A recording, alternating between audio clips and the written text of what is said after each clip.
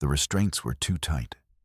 The ceiling was wrong, and the air tasted like copper and crushed flowers. Dan Cole blinked. Once. Twice. His right arm was strapped to something that hummed at a frequency he felt in his back teeth.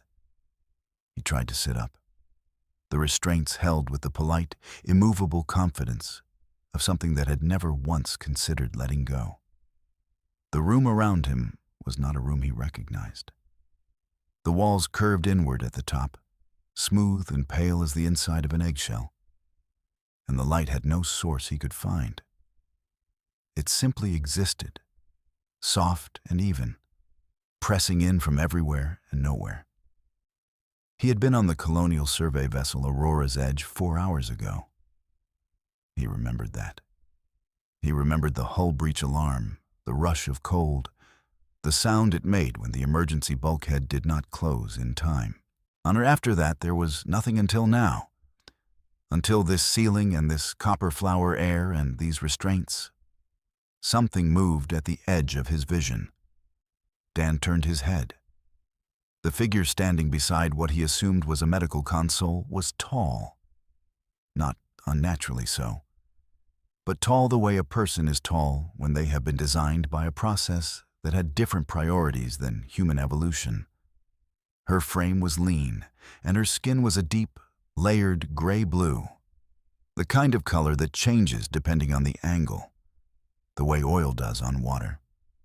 Her eyes were large and set slightly wider than a human face would accommodate, pale silver with no visible pupil, and her hair, if it could be called that, was a collection of fine, dark filaments that moved with a life of their own, slowly, like something underwater.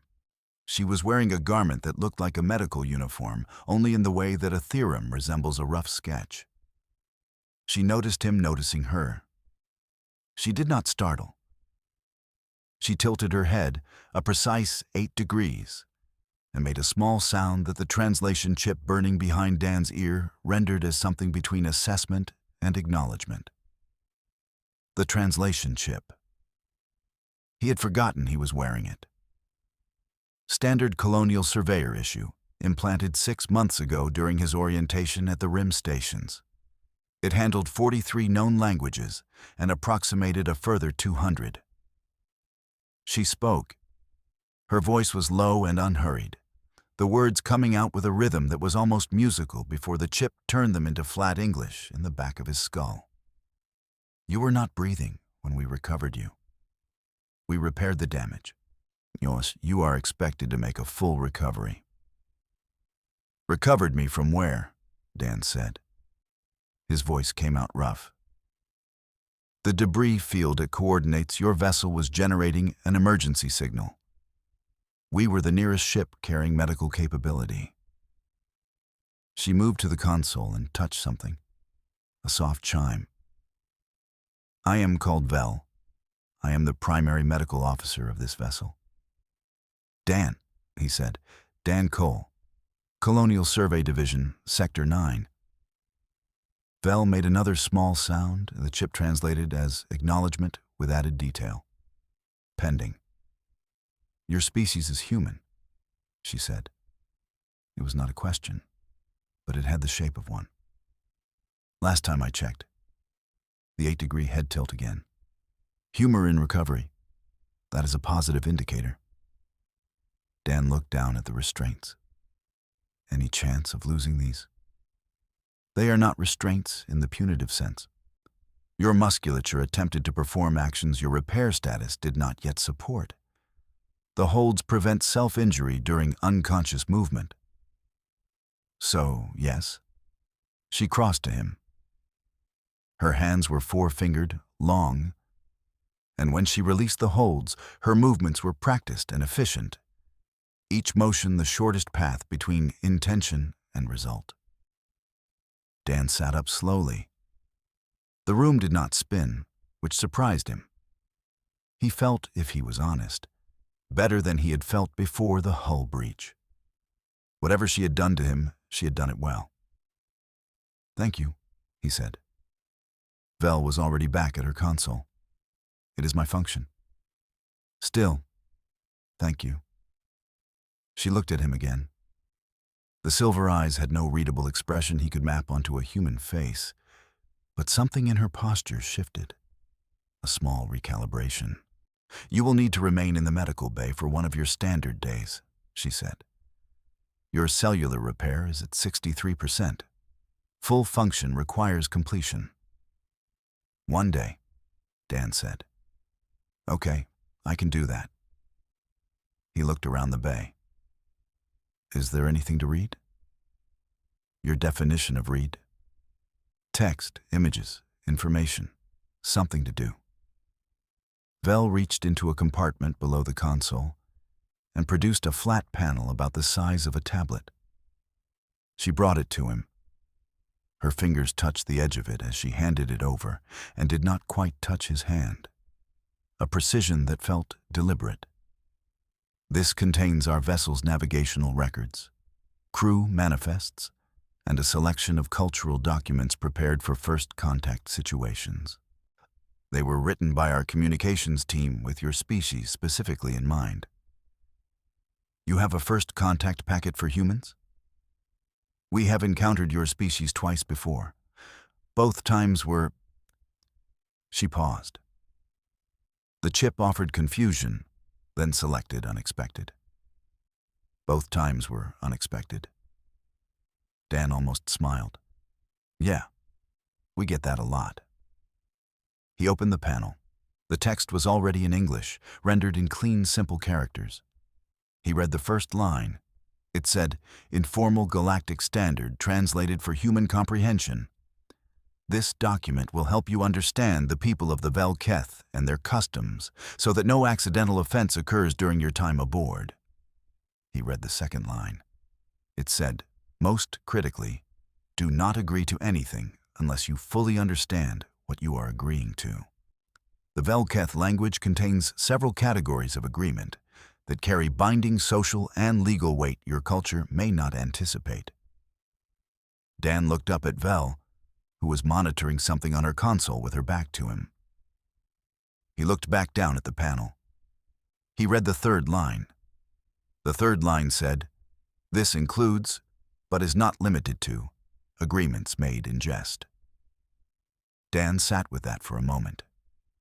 Outside the curved walls of the medical bay, the stars moved past in long, slow lines, the ship at cruise speed, carrying him somewhere he had not yet asked about, toward a destination that had not been discussed, in the care of a medical officer whose name he had just learned. He decided he would read the entire document very carefully. He started from the top. Vel-Keth ships ran on a schedule that had no obvious relationship to any 24-hour cycle Dan had ever lived by. The lights in the medical bay dimmed and brightened on rhythms he could not predict.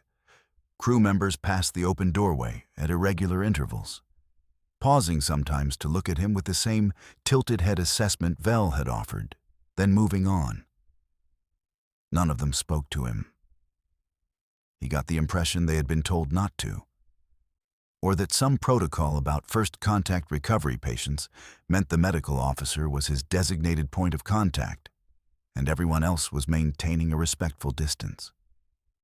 Vel herself moved in and out of the bay with the same unhurried efficiency. She checked readings. She adjusted things he could not name on equipment he could not identify. She asked him twice if he was experiencing discomfort, and when he said no, both times she made the acknowledgement sound and returned to her work. On her third pass, he put the first contact document down and asked the question that had been sitting at the front of his mind since he finished reading it. The document says, Vel-Keth has multiple categories of agreement, he said. Can you explain them? Vel stopped. She turned to face him fully, which she had not done since the first few minutes after he woke. You read the entire document. I had time. Another tilt. Most first contact humans do not read the entire document. What do most first contact humans do with it? They use it as a surface for placing food items. Dan laughed. It came out genuine. Vel watched the laugh happen with an expression he was starting to learn. and the slight widening of those silver eyes, the very small parting of her lips. He was beginning to think it was something like fascination. "The agreements," she said, settling into the seat beside the console that she used when she was not actively working. It was the first time he had seen her sit. Velketh language has 6 formal categories: casual acknowledgement, which carries no weight; practical agreement, which is binding in professional context only; personal affirmation, which carries social weight within a family or close unit. And then there are 3 more. She paused. The 3 more are the ones the document warns about. What are the 3? Life contract agreement. It binds 2 individuals to a shared professional or survival purpose for a defined period, typically used in dangerous exploration work or long voyages. An oath bond, which is permanent and ceremonial and requires formal witnesses and cannot be entered accidentally. And the 3rd. What's the 3rd? Vel looked at him. The silver eyes, unreadable by any scale he owned, held on his face. "Made affirmation," she said. "It is entered verbally, in the presence of the intended, and requires no witnesses. It is binding under Velketh law and social structure from the moment it is spoken." And what does it sound like? It is a spoken acknowledgement of the other person's claim on your attention and care. In our language, the phrase is specific, but the document notes that in translation, it can sometimes resemble common human expressions of casual agreement or affection. Dan thought about that. How common is the resemblance? "Common enough that the document was written," Vel said. "There have been incidents." "Incidents," Dan repeated. "Nothing severe, mostly confusion. Some distress on the human side. The Velketh participants were typically—" She searched for the word. The chip offered several. She selected "sincere." Dan nodded slowly. He picked the first contact document back up. He found the page again, the one he had read 3 times already, the one with the specific phonetic examples. He looked at the 3rd example listed under Made Affirmation, the one the document had flagged as sounding most like a common English phrase. He looked at Vel. Vel was watching him read. She had gone very still. "How long was I unconscious before you brought me aboard?" Dan asked. "Close 11 of your minutes." "And how long have I been in this bay?" 31 hours. "Have we spoken in any language other than English since I woke up?" Vel was quiet for a moment. "Yes," she said. "Once. When you first regained consciousness and before the translation chip fully synchronized. You spoke 3 words in a semi-conscious state. I responded in kind, in Velketh, before I realized you were not fully aware." Dan set the document down very carefully on the surface beside him. "What did I say?" he asked. "You said," Vel paused, and the chip rendered her tone as precise and careful. "Yes, dear." The room was quiet. The ship's engines hummed somewhere below them, low and constant. "And you said," Dan asked. "I said." Vel looked at the far wall, then back at him. "I accept." Dan Cole, Colonial Surveyor, Sector 9, on sole survivor of the Aurora's edge hull breach, sat in a medical bay on a Velketh vessel moving through deep space at cruise speed. He thought about the document. He thought about the word sincere. He thought about the way Vel had not quite touched his hand when she passed him the panel. The deliberate precision of the distance she maintained, the way she had sat down for the first time when he asked about the agreements. "You could have told me earlier," he said. "Yes," Vel said. "Why didn't you?" The silver eyes held on him. Something moved in them that he did not have a name for yet. "I was afraid," she said, "that you would be distressed." Dan picked the document back up. He found the page on Velketh customs around life-bonded pairs. He started reading. "Are you distressed?" Vel asked. Dan read the first paragraph. Then it described, in careful translated prose, the Velketh concept of a paired unit. The responsibilities, the protections, the way Velketh society organized itself around bonded pairs as its fundamental stable structure. The way a mate affirmation, once given and received, was considered the most serious thing a Velketh person could do. He read the second paragraph. It described what happened when one party in a bonded pair was from outside Velketh culture. It said, "The Velketh partner accepts full responsibility for the outside partner's cultural adjustment. This is considered an honor, not a burden." He looked up. Vel had not moved. She was watching him with the stillness of someone waiting for a verdict they had already made their peace with. "I'm not distressed," Dan said. Vel's filament hair moved, slow and underwater. Her shoulders dropped a fraction.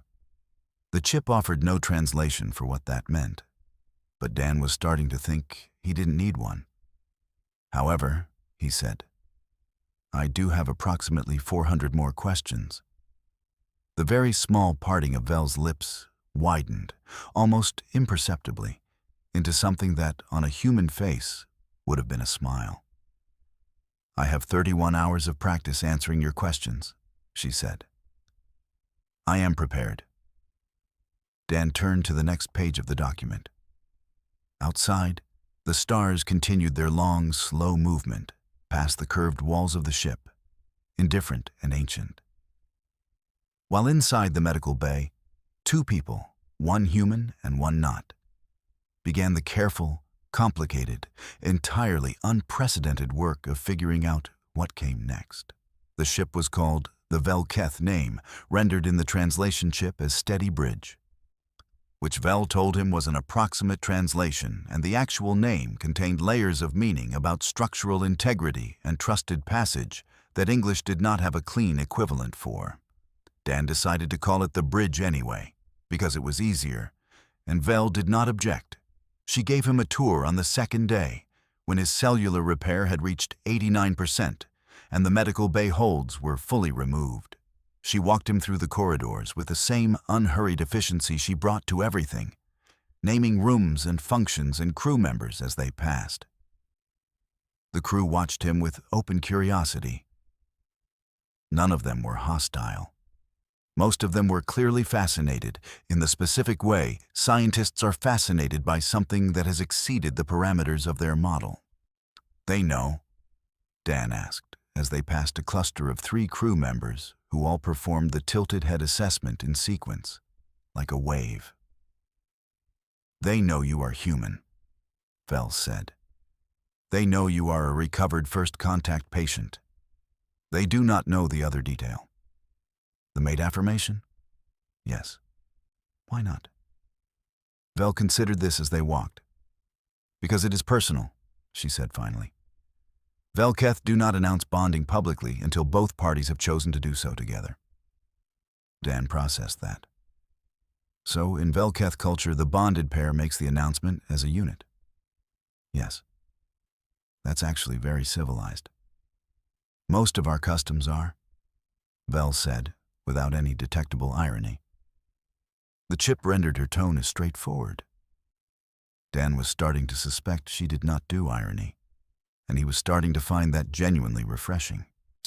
They reached the observation deck, a wide curved room at the forward section of the ship where the walls were transparent and the stars were not moving in long lines but sitting still, the ship having dropped to a lower transit speed. Vel had arranged this, he realized. She had timed the tour to arrive here when the view was like this. He stood at the transparent wall and looked out.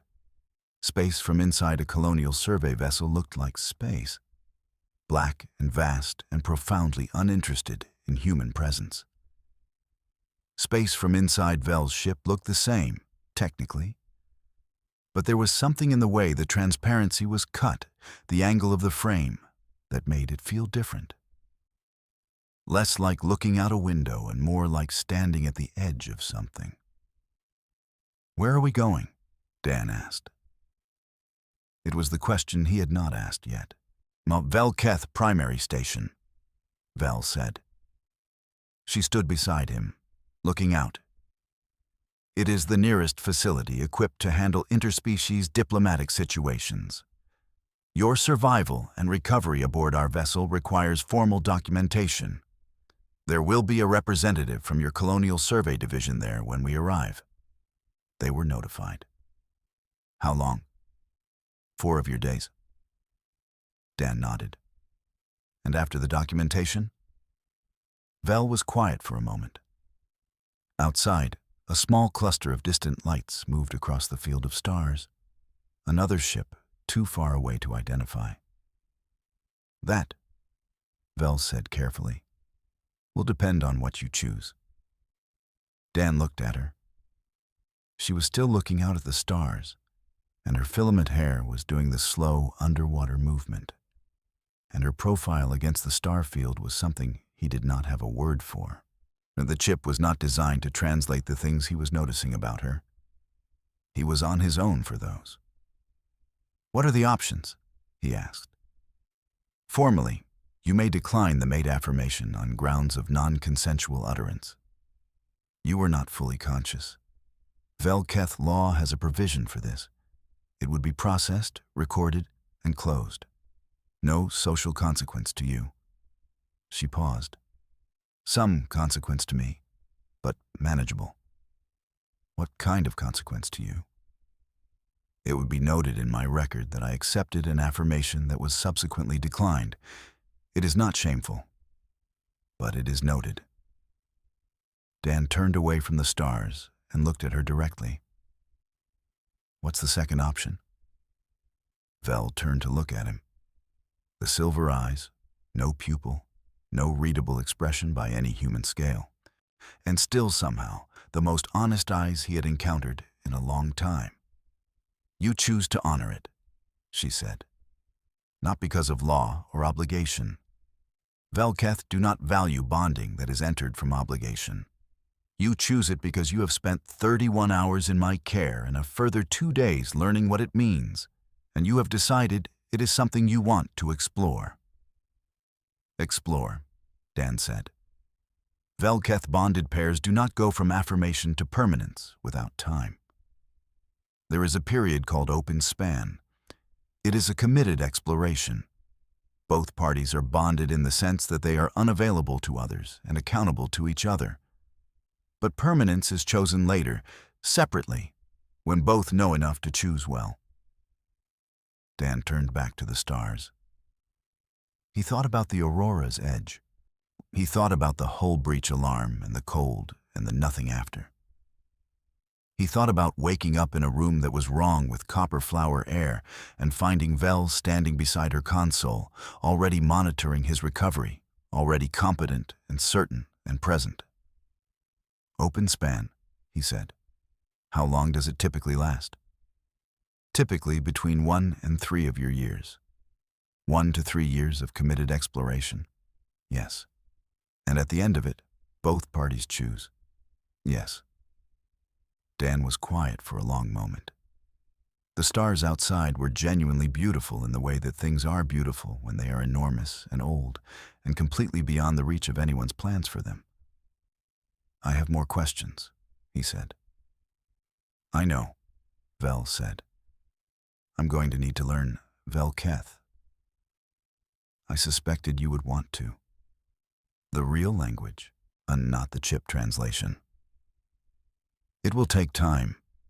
Velketh has grammatical structures that do not exist in English. Your brain will need to build new pathways." "How long?" "For basic competency, 6 months of focused study, for the kind of understanding that does not miss the layers of meaning." Vel paused. "That is harder to estimate. Some humans never achieve it. Some do. What determines which group they fall into?" Vel looked at him. In my observation, the ones who achieve it are the ones who stop trying to translate Velketh into English and start trying to think in Velketh. Dan nodded. He filed that away.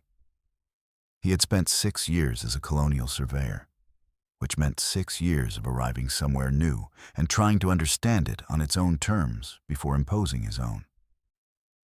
It was the job. It was also, it turned out, a useful life skill. Okay, he said. Vel waited. I choose the second option, Dan said. Open span, the committed exploration. I want to do that. Vel's filament hair moved. Her shoulders dropped. The chip offered nothing. Dan watched her face do something quiet and complex that had no English translation and did not need one. Then we begin, Vel said. Outside, the stars held their positions, patient and ancient, while inside the observation deck of the steady bridge, a human man and a Velketh woman stood side by side and started, carefully, from the beginning. The Velketh primary station was larger than any structure Dan had ever stood inside, and still managed to feel, somehow, like a place where people lived rather than a place where systems operated. It had corridors that curved and opened unexpectedly into wide communal spaces. It had what Vel called sustenance gardens, rooms full of growing things under engineered light, open to any crew member or visitor who wanted to sit among living plants and eat and think. It had a sound, a low, constant hum that was not mechanical but biological, the station itself breathing through its air cycling systems in a rhythm that Vel told him, with complete seriousness, was designed to match the resting heart rate of a Velketh adult. Dan's Colonial Survey Division representative was a woman named Carol Briggs, 40 years old, with a specific kind of tired that comes from spending a career managing situations nobody planned for. She arrived at the station's diplomatic processing bay 3 hours after the bridge docked, who read the incident report on a flat panel while Dan sat across from her, and then looked up with the expression of someone mentally filing a form they did not have a category for. So, Carol said. Yes, Dan said. The mate affirmation. Yes. Which you entered accidentally. Technically, yes. Carol looked at the panel. She looked at Dan. She looked at Vel, who was standing 2 steps behind Dan's chair, with the posture of someone who was present in a professional capacity and also very clearly something more than professional. And you have chosen not to exercise the non-consent provision, Carol said. Correct. Carol set the panel down. She rubbed her forehead with 2 fingers, the gesture of someone who had done this before in different forms. Colonial Survey does not have a protocol for this exact situation. I know. We have protocols for first contact. We have protocols for medical recovery aboard alien vessels. We have a protocol for accidental cultural offense and a separate protocol for intentional cultural integration. We do not have a protocol for a surveyor choosing to enter a Velketh open-span bonding because he said yes, dear, while half-conscious. I understand, Dan said. I'm not asking for a protocol. I'm asking for a leave extension. Carol looked at him. 6 months minimum, Dan said. I need to learn Velketh. Basic competency, enough to navigate the open span period without depending entirely on the translation ship. After that, I'd like to discuss a reassignment to a sector where Velketh and Colonial Survey operations overlap. There are 3 of them. I know how many there are. I've already identified the survey assignments available in Sector 12. There are 2 ships that run regular proximity routes with Velketh vessels. Both of them have had cultural liaison roles proposed and never filled. Carol picked the panel back up. She read something. She set it down again. You've been on this station for 6 hours, she said. I had a lot of time on the bridge to plan. Carol looked at Vel. Vel performed a small, precise head tilt. Carol looked back at Dan. 6 months leave, Carol said. I can authorize that. The liaison position is above my clearance level, but I can flag it for review. I'm also going to need a full incident report from you and a separate one from the Vel Keth medical officer detailing the circumstances of the affirmation. For the record. Already drafted, Vel said. It was the first time she had spoken.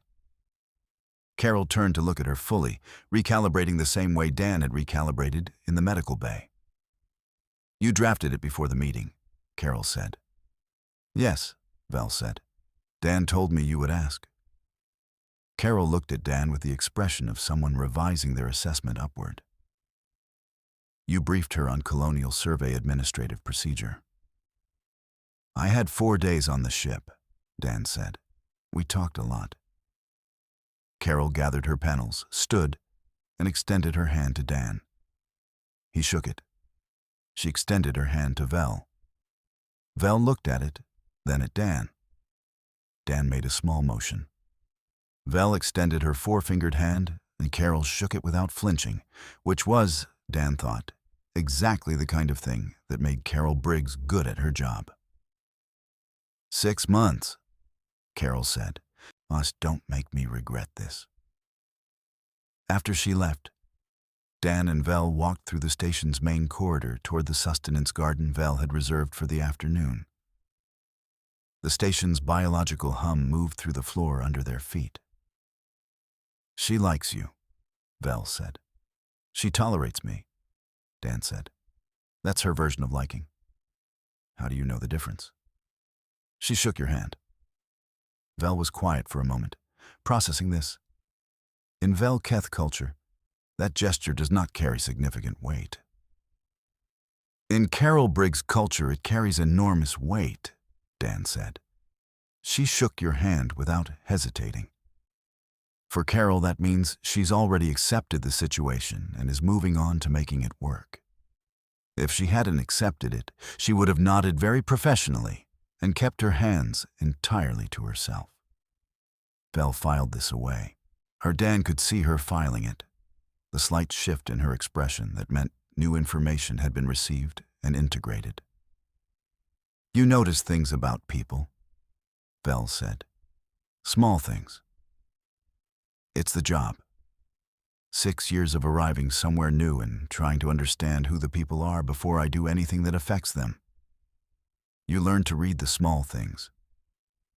They reached the sustenance garden. Vel opened the door.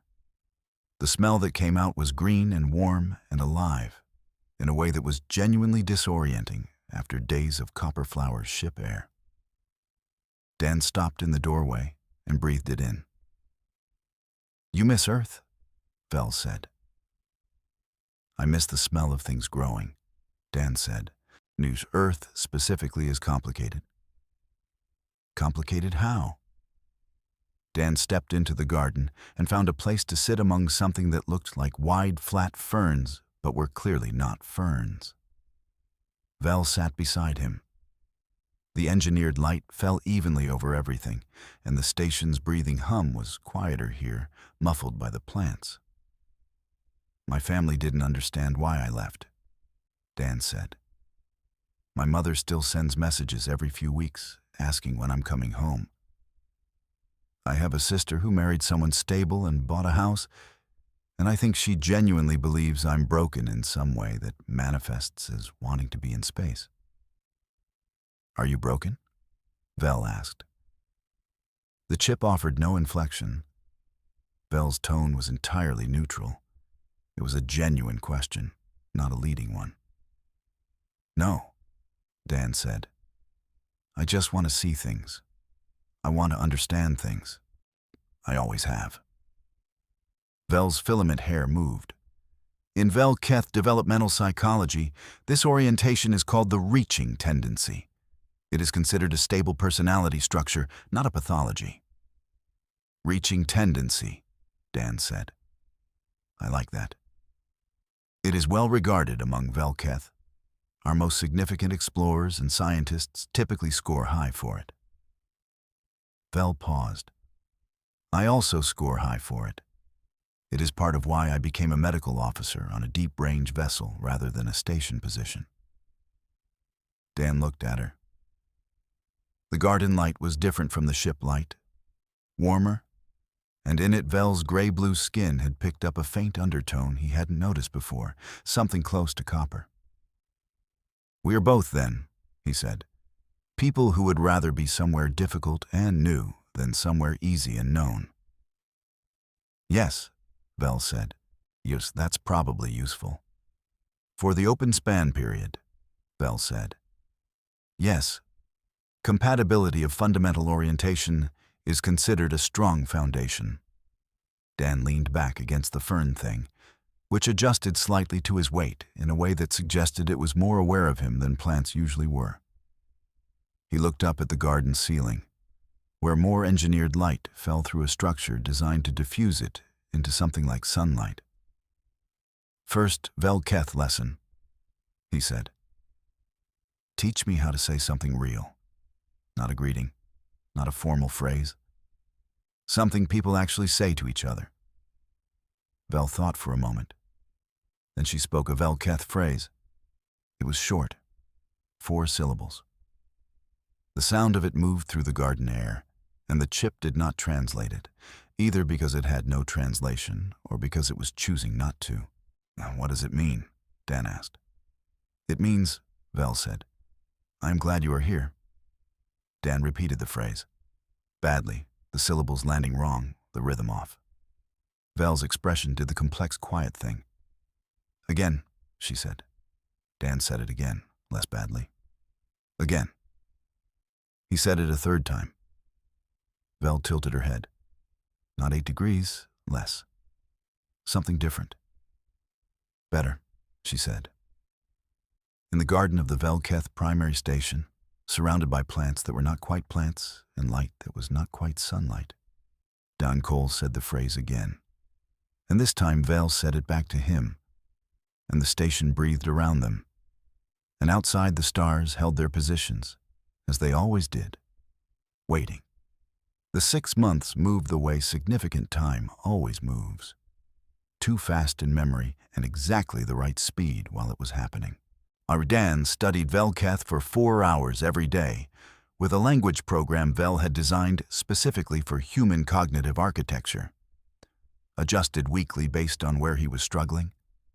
He struggled most with the tonal layers, the way a single Velketh word could carry 3 simultaneous meanings depending on the breath pattern behind it. And Vel was patient with him in a way that was not soft patience, but precise patience. The kind that named exactly where he was wrong, and why, and what to do about it. He was good at the structure. The grammar came faster than Vel had predicted. "You think in systems," she told him at the end of the 2nd month. During one of their evening sessions in the sustenance garden that had become, without either of them formally deciding it, a regular thing. Velketh grammar is a system with clear rules. Your brain is comfortable with that. Is that a Velketh compliment? It is a Velketh observation. Compliments have a specific grammatical form. She paused. Would you like me to teach you that form? Yes. She taught him the compliment form. He used it immediately, constructing a sentence that was grammatically correct and said in Velketh that her teaching was precise and her patience was remarkable. Vel was quiet for a moment. That was correct, she said. All of it? All of it. Another pause. You use the formal intimate register. That is the register used between bonded pairs or close family members. Was that wrong? No, Vel said. It was correct. She looked at the plans. I was only noting it. Dan noted that she noted it. He filed it away with the other things he was learning. The things the chip could not translate and the document had not covered. The specific language of Vel's silences and her noting and her hair movement and the precise social distance she maintained. which had been slowly, over months, decreasing. At the end of the third month, Carol Briggs messaged to say that the cultural liaison proposal for Sector 12 had been approved. The position was formally titled Interspecies Survey Liaison. It paid slightly more than his current grade, and it required a minimum Velketh language competency of basic conversational, which Dan had passed 3 weeks earlier. Carol's message said, in its entirety, "Told you not to make me regret it. You didn't. Report date is open, pending your leave completion. Well done, Cole." Dan showed the message to Vel. Vel read it twice. "She says well done," Vel said, then which from Carol means she's proud of you and also mildly annoyed that you've made her feel proud when she was prepared to be skeptical, Dan said. Vel filed this. Human communication contains a great deal of content that is not in the words. Yes. Velketh communication also contains content that is not in the words. It is in the breath pattern and the tonal register and the physical distance. She paused. I have been told by other Velketh that I am difficult to read. You're not, Dan said. Vel looked at him. You were difficult to read at first, he said. For about the first week. Then I started learning the other language, the one that's not in the chip. Vel's filament hair moved, long and slow. What does it tell you? She asked. Right now. Dan looked at her. He looked at the hair movement, the shoulder position, the exact distance between where she was sitting and where he was sitting, which was different from the first contact document distance, different from the medical bay distance, different from the bridge distance. The distance had been changing for months, approaching something. It tells me, Dan said carefully in Velketh, using the formal intimate register, that you are waiting for me to understand something. Vel's expression did the complex, quiet thing, and then something else, something new, something that had not appeared in any of the previous months.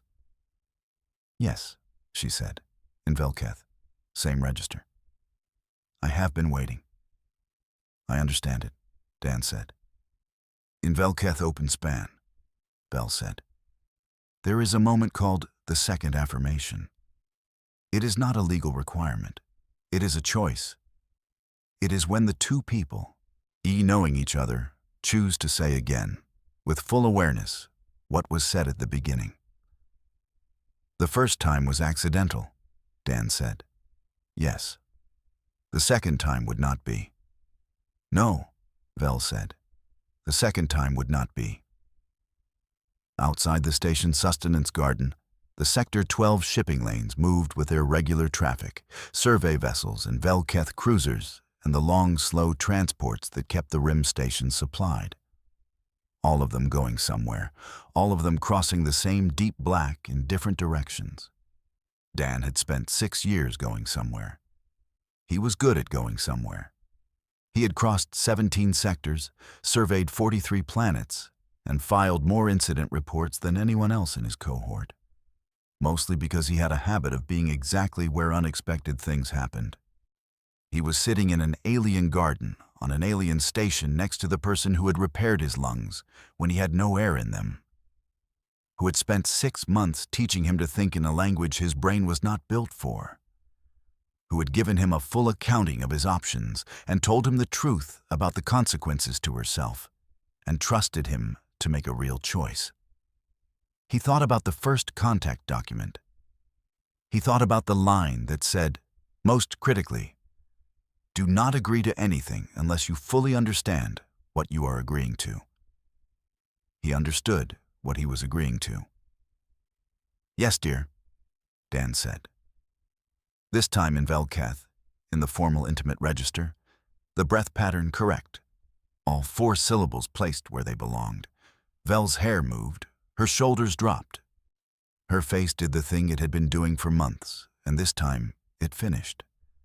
It went all the way to what it had been building toward. And it was, beyond any question of translation or cultural gap or species difference, unmistakably joy. "I accept," Vel said. The station breathed around them. The stars outside were the same stars they had always been, ancient and indifferent and absolutely beautiful. Dan Cole, Interspecies Survey Liaison, Sector 12, bonded partner of Vel of the Vel Keth, sat in a garden that was not quite Earth and was not quite anything else, and was exactly where he was supposed to be. He had one more question. He always had one more question. "The compound register," he said. "The one with 4 tonal layers. I can't get the third breath placement right." Vel's expression, still carrying the joy, shifted into something familiar. Precise. Patient. The exact patience that named the problem and solved it. "Again from the beginning," she said. Dan started again from the beginning. He had always been good at that.